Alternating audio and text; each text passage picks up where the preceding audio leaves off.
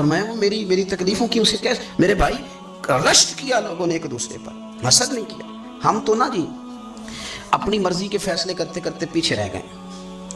ہم نے لوگوں کو پیچھے کرنے کا سوچا تھا لیکن ہم سب سے پیچھے رہ گئے۔ ہم نے سیاست اور سازش کی تھی کہ کچھ لوگوں کے دلوں پہ پیر رکھ کے میں اپنا قد اونچا کروں گا، کچھ کے سینوں پہ پیر رکھ کے، لیکن ایسا نہیں ہوتا، یہ ہوتا نہیں۔ آپ کسی کی جگہ نہیں لے سکتے، اس لیے کہ رب نے سب کی جگہ اپنی اپنی بنائی ہوئی، سب کی جگہ۔ ہاں ایسا ضرور ہوتا ہے کہ کئی دفعہ نا ہم اپنے مقام کو گرا لیتے ہیں۔ وہ کسی نے کہا تھا کہ ایسا نہیں کہ تیری جگہ کوئی اور آ گیا، لیکن تیرا مقام بھی اب تیرا نہیں رہا۔ ہوتا یہ ہے کہ ہم نہ گرا لیتے ہیں اپنے آپ۔ اگر ہم رشک کا ماحول پیدا کریں، رشک کا، اور ہم کہیں کہ کیا بات ہے میں بھی سفر کروں گا، اس جانب جاؤں گا، بجائے یہ کہنا کہ فلاں آدمی بڑا آگے نکل گیا ہے، یہ کر کے نکل گیا ہے، وہ کر کے نکل گیا ہے، یہ کہنا کہ یار میں بھی رب کریم کی اس مدد کو تلاش کرتا ہوں جس کی برکت سے اللہ نے اس پر فضل فرمایا ہے۔ امام غزالی فرماتے ہیں 3 لوگوں میں حسد زیادہ ہوتا ہے، بغض زیادہ پیدا کر لیتے ہیں۔ اب چونکہ مضمون ہے تو ساری بات کھول کے ہی کرنی پڑے گی نا۔ فرماتے ہیں 3 لوگوں میں حسد، بڑے عہدے والوں میں حسد زیادہ ہوتا ہے۔ یعنی صوبائی وزیر کہتا ہے کہ حق میرا ویسے وفاقی وزیر کا تھا، اور وفاقی وزیر کہتا ہے کہ جتنا میرا تجربہ ہے نا مجھے بنایا وزیر اعظم ہی جاتا تو بات ٹھیک تھی۔ حسد زیادہ، بڑے عہدے والوں میں حسد، اور امام غزالی فرماتے ہیں مالداروں میں حسد زیادہ ہوتا ہے۔ غریب نے غریب سے کیا جلنا ہے، جلنے کو شے کوئی نہیں، کس سے جلیں گے؟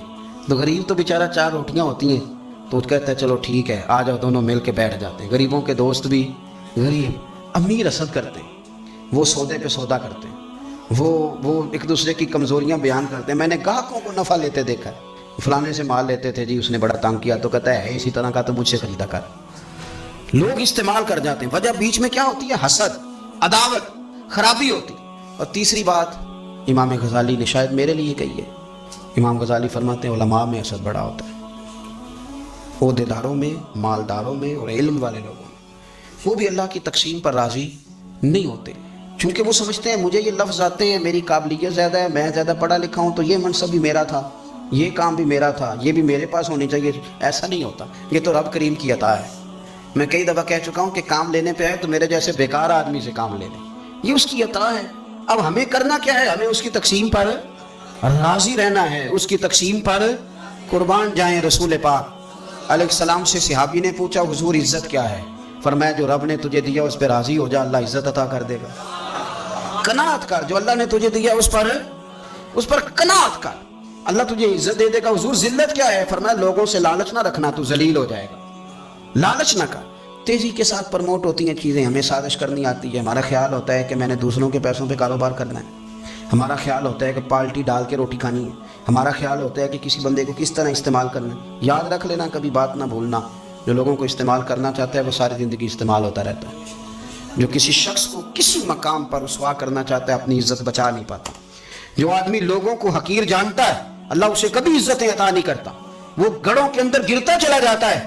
یاد رکھیں جو عزتیں دینی شروع کر دے رب اسے باعزت بنا دیتا ہے، جو پیار کرنا شروع کر دے معاشرے میں لوگ اس سے پیار کرنے لگ جاتے۔ جو کسی دیکھیں اگر ہم وہاں سے مانگے جہاں سے سب کو ملتا ہے تو پھر بندوں پر اتنی نظر رکھنے کی ضرورت باقی رہتی نہیں ہے۔ ادھر دیکھیں رشک کریں گے تو لالچ سے بھی بچیں گے، حسد سے بھی بچیں گے۔ بخاری مسلم میں حدیث ہے، حضرت ابو ہریرہ رضی اللہ تعالیٰ عنہ کہتے ہیں حضور کی بارگاہ میں حاضر تھے تو کچھ غریب لوگ حاضر ہوئے، غربا۔ انہوں نے عرض کی یا رسول اللہ صلی اللہ علیہ وسلم میں گزارش کرنے آئے۔ حضور نے فرمایا کہو۔ یا رسول اللہ امیر تو ہم سے آگے نکل گئے۔ حضور نے فرمایا کس بات میں؟ عرض کی حضور نمازوں میں نہیں ہم گزرنے دیتے، اتنے نفل وہ پڑھتے ہیں اتنے ہم بھی پڑھ لیں گے۔ صحیح بتانا صحیح، آج کل یہ نمازوں کا مقابلہ بھی ہے کہ نفل میں نے زیادہ پڑھنے، عبادت میں نے۔ ہمارے صاحب رحمۃ اللہ علیہ فرمایا کرتے تھے آستانوں پہ گدی نشینوں کا تو رولا ہوتا ہے، اللہ اللہ کرنے کا رولا نہیں ہوتا۔ یہ تو شور ہوتا ہے کہ سجادہ میں ہوں سجادہ، اور سب نے کوئی نہ کوئی کہانی سنائی ہوتی، کہتے نہیں ابا جی مجھے کہہ گئے تھے کان میں، دوسرا کہتا نہیں مجھے لکھ کے دے گئے تھے، تیسرا کہتا تمہیں تو پتہ ہی نہیں، تم تھے ہی نہیں، عمرے پہ تو میرے ساتھ گئے تھے، جو میرے ساتھ ان کا معاہدہ ہوا وہ خانہ کعبہ میں ہوا ہے، لہذا میرا پہلا نمبر ہے۔ سب کے پاس کوئی نہ کوئی معاملہ ہوتا ہے، یہ سارے کام کوئی ضروری نہیں۔ ضروری کیا ہے کہ وہ جو کہتے تھے کرو، جس نے سب سے زیادہ کر کے دکھایا وہ زیادہ جانشین ہے، وہ زیادہ جانشین ہے جس نے زیادہ کر کے دکھایا۔ معاملہ تو یہ ہے کہ اس رستے پہ کس نے چلنا ہے۔ لوگ تو سجادہ نشینی سے بھاگا کرتے تھے، بھاگتے تھے۔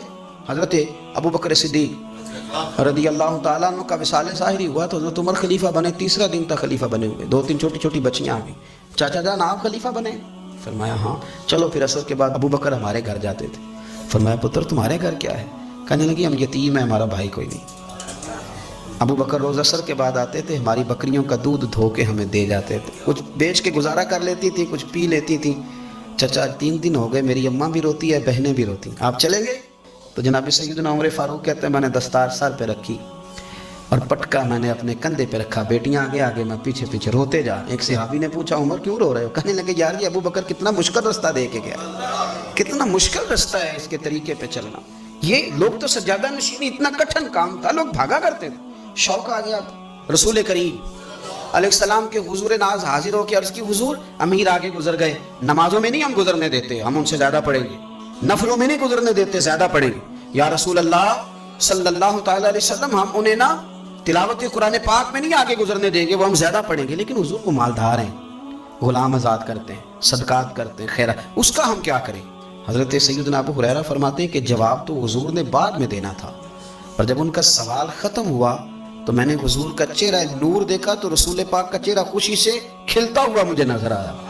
گویا یہ جو رشک ہے نا کہ نیکی میں آگے گزرنا، یہ حضور کو اتنا پسند آیا کہ ان کے سوال سے حضور بڑے راضی ہوئے۔ کریم فرمانے لگے، حضور فرمانے لگے میں تمہیں ایک وظیفہ بتاتا ہوں، تم وہ پڑھو، امیر جتنی بھی نیکیاں کریں گے نا اللہ تمہیں ان کے برابر ثواب دے دے گا، لے لو نسخہ، یہ کرو کام۔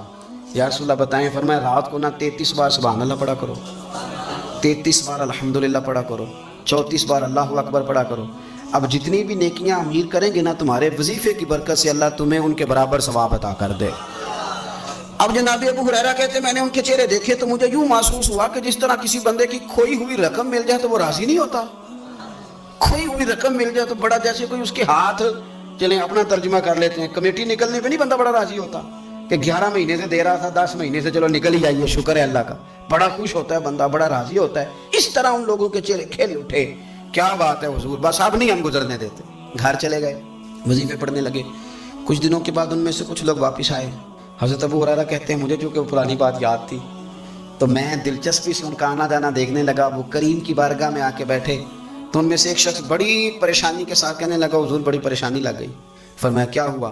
عرض کی یا رسول اللہ صلی اللہ علیہ وسلم وہ جو آپ نے وظیفہ بتایا تھا نا، میرے کچھ پڑوسی امیر ہیں وہ تو انہوں نے بھی سن لیا ہے حضور، رات میں نے سنا ہے وہ مالدار بندہ ہے، صدقے خیرات بھی بڑے کرتا ہے، غلام بھی بڑے آزاد کرتا ہے، پر وہ بھی سوتے وقت 33 بار سبحان اللہ پڑھ رہا تھا، وہ تو اس نے بھی سن لیا حضور، وہ بات یہاں سے نکلی ہے، جانے کہاں پہنچی ہے، تو وہ بھی پڑھ رہا تھا حضور اب کیا بنے گا؟ تو کہتے ہیں اس کے سوال پر بھی میرے حضور بڑے ہی مسکرائے، باقاعدہ دہک ہو گیا حضور کے، دہک ہو گیا، سرکار کھول کے نہیں مسکراتے، لیکن آج حضور اتنا مسکرائے کہ میں نے حضور کے مقدس دانتوں کی زیارت کر لی، دہک ہو گیا باقاعدہ حضور کا۔ حضور فرمانے لگے انہوں نے بھی سن لیا حضور، اور سن کے پڑھنا بھی شروع کر۔ اب بات کو سمجھے کہ کسی امیر نے یہ نہیں کہا کہ یہ تو غریب کے لیے وظیفہ تھا، میں کہتا ہوں اللہ کا مزاج ہی نہیں، مزاج یہ کہ سیاست کیسے کرنی ہے، چکر کیسے چلانا ہے، کوئی کہانی کیسے سنانی ہے۔ ادھر ان کو ملا، حالانکہ بات تو غریبوں سے ہو رہی تھی، حضور تو انہوں نے بھی پڑھنا شروع کر دیا۔ اب ہم کیا کریں؟ تو رسول کریم نے فرمایا وہ بھی پڑھ رہے ہیں، حضور پڑھ رہے ہیں، تو فرمایا ذالک فضل اللہ یؤتیہ من یشاء، بھائی پھر یہ تو اللہ کا فضل ہے نا، وہ جسے چاہے عطا کرے۔ اب یہ حضور نے کہہ دیا تو حضرت ابو ہریرہ کہتے ہیں میں نے پلٹ کر ان لوگوں کے چہرے دیکھے، قربان جائیں، میں نے پھر ان کے چہروں پر اطمینان دیکھا، میں نے سکون دیکھا، اس لیے کہ وہ سمجھ گئے جب رب فضل کرے تو پھر فضل کے معاملے میں اللہ کے بندے بحث نہیں کیے کرتے، وہ مطمئن ہو کے گئے، کہنے لگے حضور پھر ٹھیک ہے، اگر مالک اس طرح تقسیم کر رہا ہے تو پھر ہم راضی ہیں اپنے رب کریم کی رضا پہ۔ اپنی زندگی جب آپ بڑی محبت سے قرب و جوار سے تشریف لاتے ہیں، میں قرآن و سنت کے بہت سارے عنوانات دیکھ کے آپ کی خدمت میں ایک بات عرض کروں، اپنی ساری توجہ اپنے رب رسول کی جانب مائل کریں۔ جتنا آپ دائیں بائیں دیکھیں گے نا اتنا گاڑی کے ٹکرانے کا خطرہ بڑھ جائے گا، وسوسے زیادہ آئیں گے، الجھ جائیں گے۔ اتنا زیادہ دائیں بائیں نہ دیکھیں، یہ کیا کر رہا ہے، فلانا کیا کر رہا ہے، فلانے کا یہ معاملہ کس طرح کا تھا، نہ آپ توجہ اللہ کی جانب رکھیں۔ دیکھیں میرا اور میرے رب کا معاملہ ٹھیک چل رہا ہے، اللہ رسول کے ساتھ میرے معاملات ٹھیک ہیں۔ یہاں تو آپ کسی کی اصلاح کریں گے، دعوت دیں گے یا دعا کریں گے، تنقید کی تو ویسے دین میں اجازت نہیں ہے۔ آپ نے یہاں کسی کی اصلاح کرنی اور وہ درد کے ساتھ کرنی، اور یہاں کسی کے لیے دعا کرنی ہے کہ یا اللہ اس بندے پہ رحم فرمائے سے بدل دے۔ تنقید کی اور طنز کی تو اجازت ہے، اپنا معاملہ رب کریم کے ساتھ، ہماری سوچیں کس طرح کی ہیں، ہمارے اندر ماحول کس طرح کا ہے، وہ چونکہ دلوں کے حال جانتا ہے، اور نبی پاک صلی اللہ علیہ وسلم نے فرمایا نہ تمہاری جیبیں دیکھتا ہے نہ تمہارے چہرے دیکھتا ہے، وہ تو جب دیکھتا ہے تمہارا دل دیکھتا ہے۔ اس کی کیفیت کیا ہے؟ حضرت انس بن مالک رضی اللہ تعالیٰ عنہ فرماتے ہیں، اس حدیث کو یاد رکھیے گا، حافظ منذری نے الترغیب و ترہیب میں لکھی ہے، فرماتے ہیں کہ حضرت انس بن مالک رضی اللہ تعالیٰ عنہ فرمانے لگے کہ ایک حضور کے ایک غلام ایک صحابی بیمار تھے، تو حضور نے فرمایا انس چلو تیمارداری کرتے ہیں۔ کہتے ہیں حضور کے ساتھ گئے، نبی پاک صلی اللہ علیہ وسلم پہنچے، جب ہم نے اس شخص کو دیکھا تو حضرت انس کہتے ہیں ہم پریشان ہو گئے، کیونکہ ہم نے اسے بڑا صحت مند دیکھا تھا، وہ کمزور ہو گیا، وجود پر بہت سارا گوشت دیکھا تھا، اب ہم دیکھ رہے ہیں کہ وہ ہڈیاں ہی ہڈیاں رہ گئیں، چہرہ بڑا بارونق تھا، اب کمزوری ہو گئی۔ رسول کریم تشریف لے گئے اور حضور اس کی چارپائی کے سرہانے بیٹھے، اور جب حضور نے اپنا دست مبارک اس کے بالوں میں رکھا اور نبی پاک نے دست شفقت پھیرا تو کہتے ہیں اس شخص نے آنکھیں کھولی اور حضور کا چہرہ دیکھا تو اس کی خوشی کی کوئی انتہا نہ رہی، بڑا راضی ہوا، بڑا راضی، اور حضور نے اس کے لیے دعا کی، اس دعا پر بھی اسے بڑا اطمینان قلب بھی نصیب ہوا۔ کہتے ہیں حضور اکثر تیمارداری فرماتے تھے، پر آج نہ حضور نے ایک نرالی انوکھی اور انفرادی بات ارشاد فرمائی۔ حضور نے فرمایا تو بڑا صحت مند تھا، کمزور ہو گیا، بڑا طاقتور تھا تو ضعیف ہو گیا، ایک سوال کا جواب تو دے۔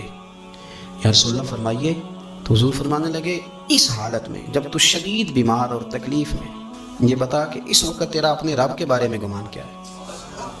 حضرت انس کہتے ہیں پہلے حضور بیماروں سے یہ سوال نہیں پوچھتے تھے، آج پوچھا، کیونکہ صحت میں لوگوں کی زبان پہ شکر ہوتا ہے اور بیماری میں شکوے ہوتے ہیں، معاذ اللہ۔ اس وقت اللہ کے بارے میں یہ سوچ حضور نے ہمیں دی ہے، تم نے ہر وقت یہ ذہن بنانا ہے کہ یہاں رب کریم کے بارے میں کیا تصورات پل رہے ہیں، آوازیں کیا اٹھ رہی، اس وقت تیرا اللہ کے بارے میں گمان کیا ہے؟ تو جناب انس بن مالک کہتے ہیں اس نے ہمیں اشارہ کیا کہ مجھے اٹھا کے بٹھاؤ، ہم نے بٹھایا، تو کہتے ہیں پھر اس نے اپنی آنکھیں کھولی اور حضور کے چہرے نور پر نظر کر کے نظر جھکا لی، عرض کرتا یا رسول اللہ میں کمزور ہوں، بیمار ہوں، تکلیف میں ہوں، اٹھ نہیں سکتا، کھا نہیں سکتا، پر حضور ابھی بھی میرے دل سے آواز یہی نکلتی ہے کہ میرا رب بڑا ہی کریم ہے، میرا اللہ بڑا ہی مہربان ہے، وہ بڑا ہی معاف کرنے والا ہے، وہ اپنے بندوں سے پیار ہی بڑا کرتا ہے۔ آپ میری بات کو سمجھیں، کیفیت کیا ہے اور الفاظ کیا ہیں؟ حضور وہ مجھ سے بڑی محبت کرتا ہے، بڑے پیار والا ہے۔ یہ لفظ کہتے کہتے آواز بھرا گئی، آنسو نکل آئے، پھر اس نے تکلیف زیادہ محسوس کی تو وہ لیٹ گیا، اور پھر اس نے حضور کے چہرے نور پہ نظر ڈالی، کلمہ پڑھا، روح ہی پرواز کر گئی۔ حضرت انس بن مالک فرماتے ہیں ہم اس کے گھر سے نکلے، اور جب حضور اس کے کمرے سے باہر آئے تو رسول کریم نے پلٹ کر رک کر پھر پیچھے دیکھا اور فرمایا انس اگر کسی جنتی کی زیارت کرنی ہے تو میرے اس غلام کا چہرہ دیکھ لو۔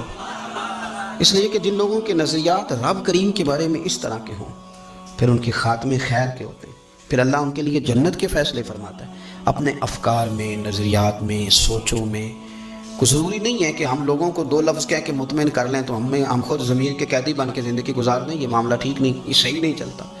آپ اپنی قلبی واردات پر، قلبی خیالات اور تصورات پر کڑی نگرانی رکھیں گے، آپ دیکھیں گے کہ کہاں یہ مجھے خرابی کی طرف لے کر کے جا رہا ہے، کہاں یہ بدگمانیاں پیدا کر رہا ہے، کہاں یہ خرابیاں لا رہا ہے، یہ سختی پیدا کر دے گا، نفرتوں کو، لالچ کو، حسد کو، عداوت کو یہ بڑھا دے گا۔ آپ اپنے معاملات پر اپنے دل کو ہمیشہ حاضر رکھیں، اللہ اپنے محبوب کا صدقہ فضل کرے، وہ مقلب القلوب ہے تو وہ ہمارے دلوں کو اپنی طرف پھیر دے۔ آخر دعوانا الحمدللہ رب العالمین۔